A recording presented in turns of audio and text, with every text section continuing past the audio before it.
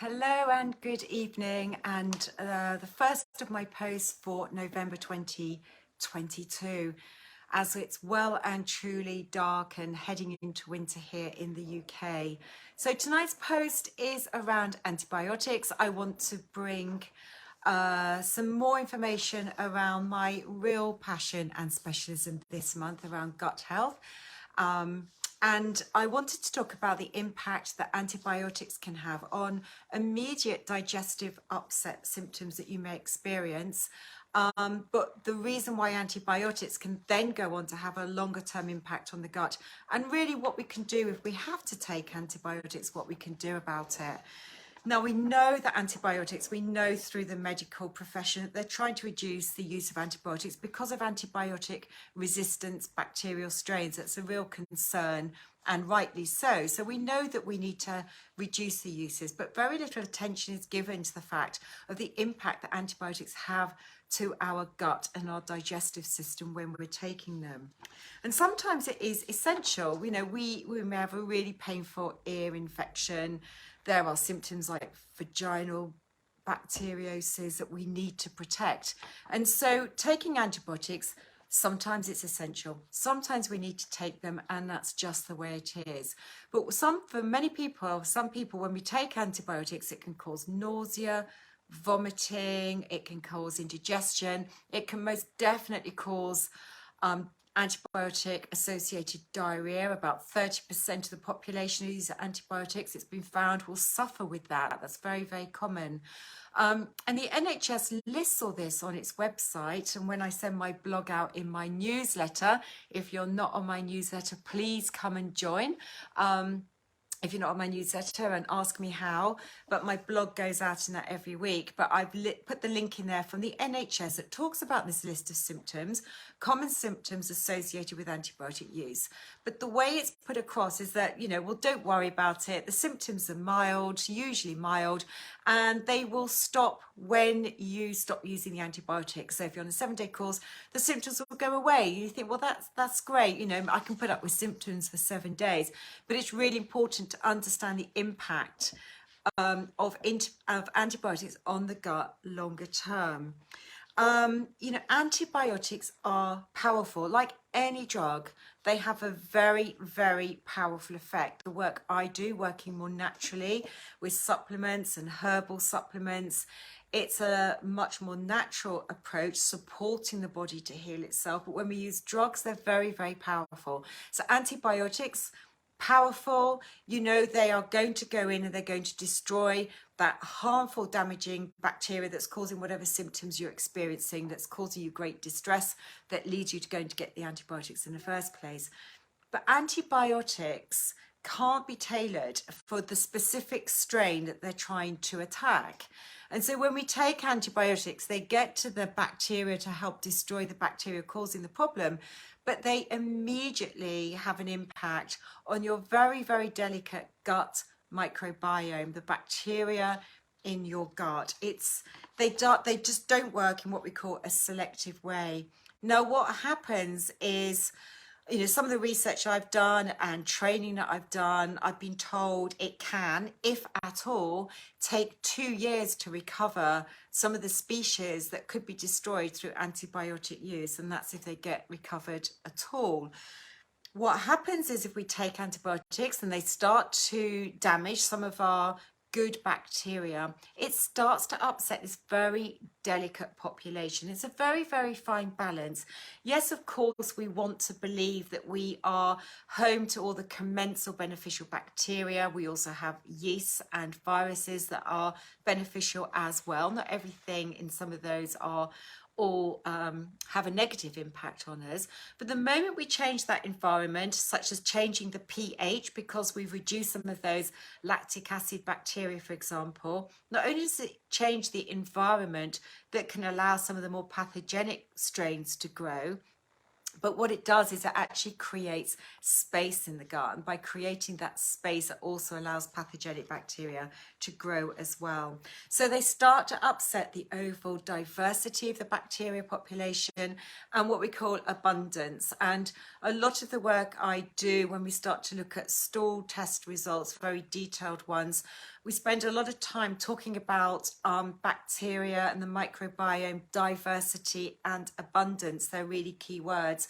Both are just as important of each other. We need an abundance of good bacteria, but it's really important we have that diversity, and we can start to lose some of these really important beneficial strains. Lots of reasons, but tonight we're talking about the impact that antibiotics have. The antibiotics can also upset what I call the very delicate gut mucosal lining. Now, the gut barrier, think of it like a wall separating the gut from the bloodstream and the rest of the body, that is lined with mucus, and that mucosal layer not only provides a lovely environment and food for certain good bacteria, but it's also home to antibodies. So our gut, we know, has a very important immune role to play in the body. And when we swallow food, we are swallowing bacteria. We're surrounded by bacteria. And when we swallow food, if that bacteria manages to survive the stomach and get through into the gut, then the antibodies that are secreted from this mucosal layer come out and neutralize the pathogens, have a very important role to play. And as you damage the gut mucosal lining, as I see with a lot of clients, then you start to reduce the amount of antibodies, known as secretory IgA. Levels of that start to decline quite rapidly. So the gut microbiome, just a quick recap about it. You know, it is home, as much as we know today, to trillions of bacteria, yeast, viruses. You may even have a parasite, and I'm not even going to say that parasite is necessarily damaging to us, because some can be beneficial today, believe it or not, have what we call a symbiotic role. This symbiosis is where they all work collectively together to take care of each other and to take care of us as the host. We are providing a home for the bacteria, and in doing so, the bacteria are providing a huge number of beneficial roles to us. We now know that 90% of disease starts in the gut because we're upsetting this whole microbial diversity and allowing pathogenic ones to potentially grow and thrive there. So we have to take care of it. The bacteria support digestion, immunity, like I've just mentioned, metabolism. They help to manufacture certain vitamins. They metabolize estrogen, and so they help to actually excrete certain estrogens, which is important, and that can be another topic in its own right. Communicate with the brain. We know there's this two-way flow of communication between the brain and the gut. It's why we have our gut instinct. It's why we feel butterflies in our stomach. But equally, these bacteria are communicating directly with our brain and influencing what's going on there, for example, like our mood. So when we take all of this into account, and understanding that there is a role at times that we need to take antibiotics, what can we do at that time that's going to help protect us from immediate digestive upset whilst we're taking those antibiotics, but also to help protect the microbial diversity longer term? Exactly what can we do? So here are a 4 points that I've given you that you need to take into consideration. So the first one on my list, you'll probably expect me to say this, is finding a very good quality, high strength probiotic. Now, we are flooded in the market with probiotics now. What on earth do we choose? Well, I would always suggest choosing one that has a bow or a minimum of 20 billion bacteria per capsule. The ones I recommend are normally in capsule form, not a liquid form. They need to contain some of the most recognized strains of bacteria that we know. So you're looking for things like Bifidobacterium, Lactobacillus types of species. There's lots of different ones with lots of different endings to their name, but we're looking for those because they're very important microbial strains. So we can look at taking probiotics, look for ones that are going to are going to be protected, in the stomach. Stomach is a very acidic environment, and one of its roles is to destroy pathogens, bacteria passing through. So when you take probiotics, you want ones that are going to be researched to withstand stomach acid. And it may say something like enterically coated on it. That's the sort of thing you're looking for because it withstands the stomach acid. You're also looking for ones that are researched to try and survive and thrive and really adhere to the walls of the colon so they can start to grow. So probiotics is one of the first things to think about. Now, second on my list, but actually in many ways, I'm almost putting this above the probiotics in a lot of the work that I do with clients now, and for you to think about is prebiotics.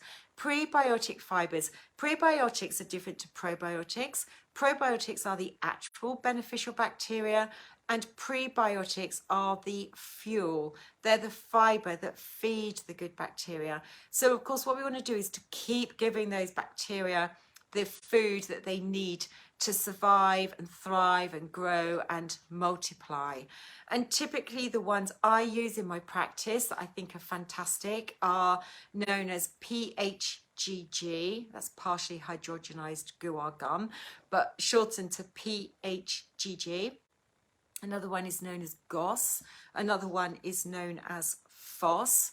I know you can get inulin, but inulin can create more upset in the gut unless things are in balance. So if things are already out of balance, it can create actually a lot of gas if you're not careful, if you've already got pathogenic strains. So PHGG, FOS and GOS are good prebiotic fibers to look out for that are feeding those bacteria and helping to take care of them.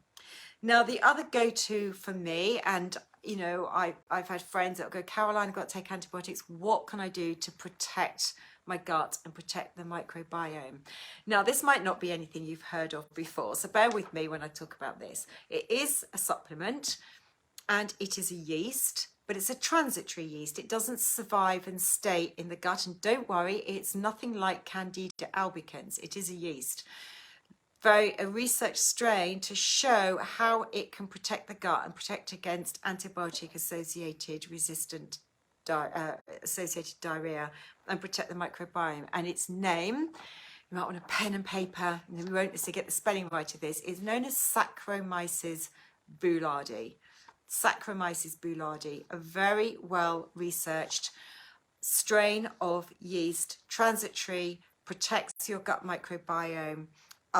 It's been shown to, oh, I can't find it in my notes here, sorry, helps to hinder pathogens from colonizing in the gut. So stops these pathogens that can colonize the gut, protects the gut mucosal barrier. As I said, that's very important to help bacteria thrive there and for the secretory IgA antibody to grow and thrive as well. So really important, and a lot of positive research to show its effect in helping to prevent antibiotic associated diarrhea as well. So Saccharomyces boulardii. Possibly, you know, if you did nothing else during the course of the antibiotics, is to take that. Now, most of these supplements come as a month's supply, and your antibiotics might be just for 1 week. Unless you've got a severe infection, you might need to take them for longer. Always take the full month. Don't just take these things for the length of time that you're taking the antibiotics. Take the full month. You're going to get so much benefit from that. Just another word of advice with probiotics, because they are the good bacteria and antibiotics destroy bacteria, I always recommend taking probiotics at a separate time of day to taking the antibiotics. So if you have to take antibiotics, you're going to have to juggle this a little bit, but you can take probiotics at any time. So, you want a good 2-hour clear window when you want to take the probiotic away from the antibiotic. You don't need to be so concerned about the Saccharomyces boulardii. It's a yeast, and the antibiotics do not have an action on the yeast. And finally, we need to think about foods. We must always first and foremost think about foods that we can use to also take care of the gut. And these foods are those that are naturally going to feed beneficial bacteria. One of my loves in my practice is using stewed apple. You can consume apples, but stewed apple is particularly beneficial. It's helping to break down tough plant cell walls. It's more easily digestible, and the apples are very rich in a substance called pectin, and pectin acts like a prebiotic fiber. It's also shown to have an anti-inflammatory effect, so we need to make sure we're not creating inflammation in the gut as well. Now, I don't know if you've heard of resistant starch. You can now get prebiotics in the form of resistant starch, but let's think about the foods that have resistant starch. Resistant starch is a fiber that has only been discovered in more recent years, and resistant starch finds its way through the gut and has a role in feeding good bacteria. So we need to think about what we can do. So slightly green bananas, not about completely green, but we don't want really ripe ones. So ones that are slightly green have a much higher content of resistant starch. So that's a good thing to use. Something else you can do is to cook and cool rice. I would always use brown rice because it's much lower on the glycemic index for blood sugar control. But cook and cool rice, and there's ways you can look up online. You want to cool rice fairly rapidly, quickly. It is perfectly safe to do this. Put it in the fridge and then you can reheat it. When it's cooked and cooled and then you reheat it, it's much higher in this resistant starch, which isn't there when you just cook and eat rice straight away. And then, of course, thinking about fermented foods, we know about kefir, we know about kimchi, which I love. That's the Korean type. It's a little bit spicy. That's really, really nice. You've got the drink kombucha, you've got yogurt, fermented yogurts with natural live strains of bacteria, and you've got sauerkraut. That's your cabbage strains. With the fermentation process creates good bacteria that's going to just have a very gentle action in the gut, so very helpful when you're on antibiotics. But what is important to say is actually these foods are really important all the time. I'm not saying you need to go and eat a green banana every single day, but thinking about how you can incorporate these types of food into your diet on an ongoing basis, because it's just going to have a really, really positive effect on looking after your gut.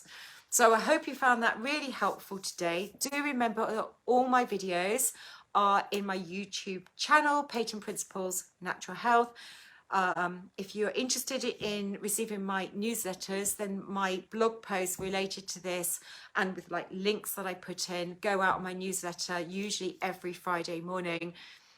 So if you want to sign up for my newsletter, if you're not already on it, then drop me an email, caroline@peytonprinciples.com. Hopefully you know how to spell that by looking at my name that you see coming out on here. So caroline@peytonprinciples.com.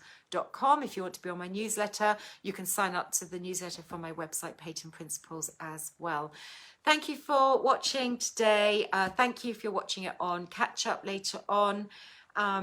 Any topics of interest, do let me know. Drop me a note below. And I'm thinking of keeping a theme going this month all around digestive gut health. Really important because of its immune function. Heading into winter, got to keep those bugs at bay.